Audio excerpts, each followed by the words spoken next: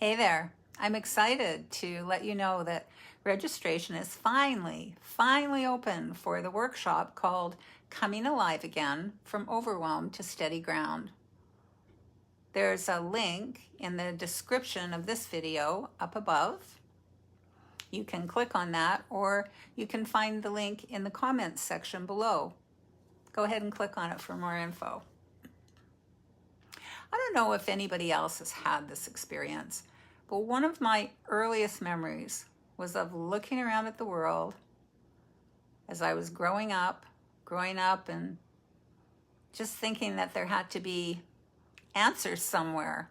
Now, I don't think I would have put it exactly that way at the time. I was just a little girl, very young actually, and even then I just knew I was in a world of trouble. My family and our lives together, they were a mess. You know, in the neighborhood where you wouldn't want your kids hanging out with certain other kids or connecting with that family. Well, we were that family. I remember looking around at my circumstances I was growing up in and growing up with, and just having a lot of questions around what was wrong.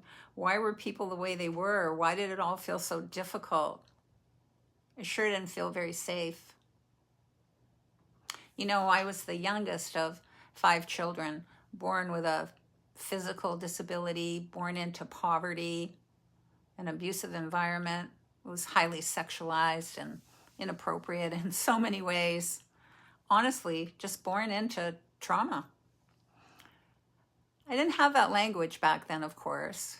And somewhere along the way, early on, I believed that if I could just understand enough, that I'd be okay.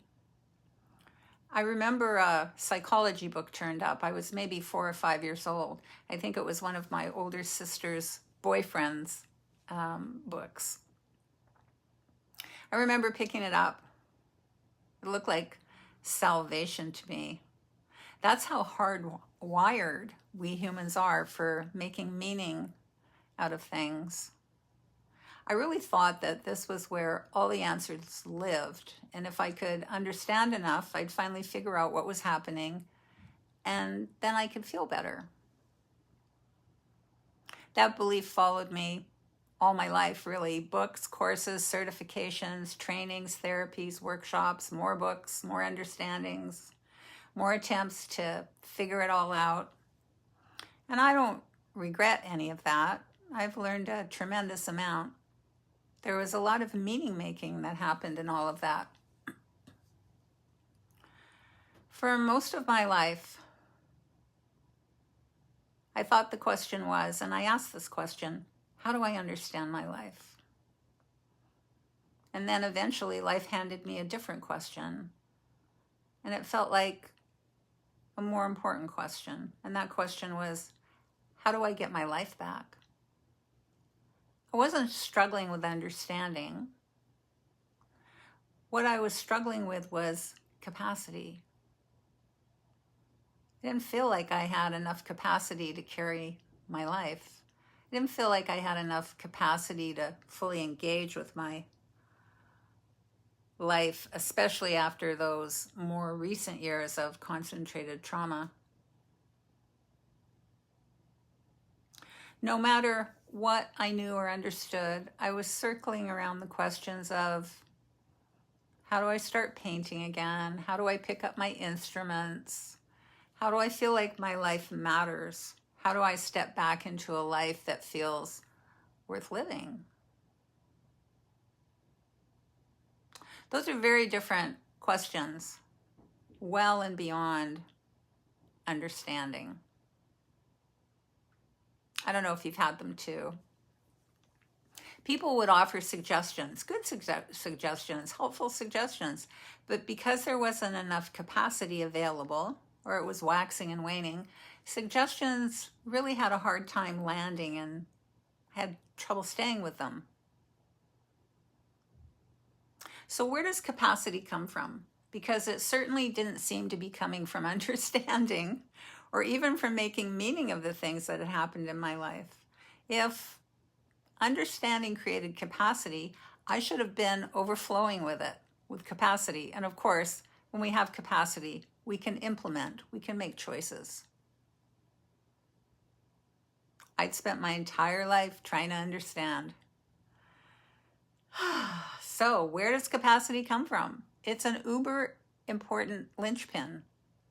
So, what I've come to see is that capacity, capital C capacity, does not arise from understanding. At least it didn't in my life.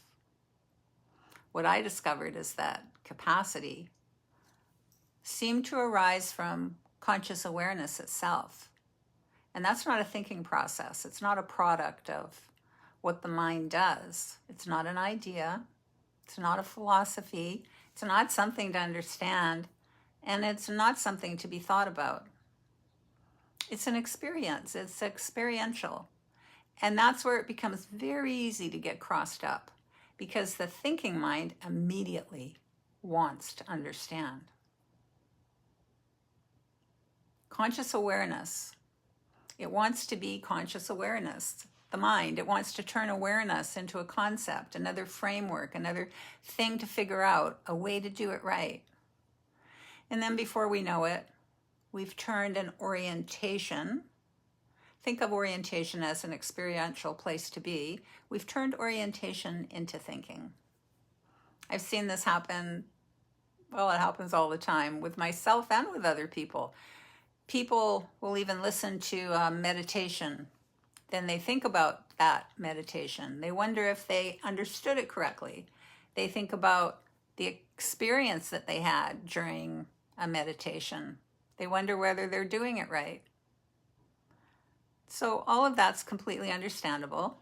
It's what thinking minds do. But the invitation to conscious awareness is never to think about it too much. The invitation is to orient, to spend some time there,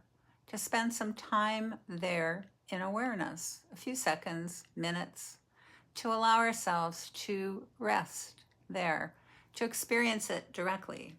Because conscious awareness isn't another thought and it isn't another understanding. It's an experience, a foundational experience.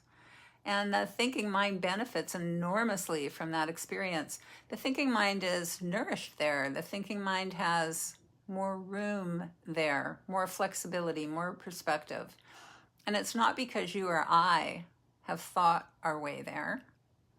It's because we've touched something more foundational than thought. And that makes all the difference. We haven't stopped thinking. We haven't stopped learning. We haven't stopped trying to understand things. We still do all of those things. But the thinking mind is no longer tasked with carrying the entire weight of life itself.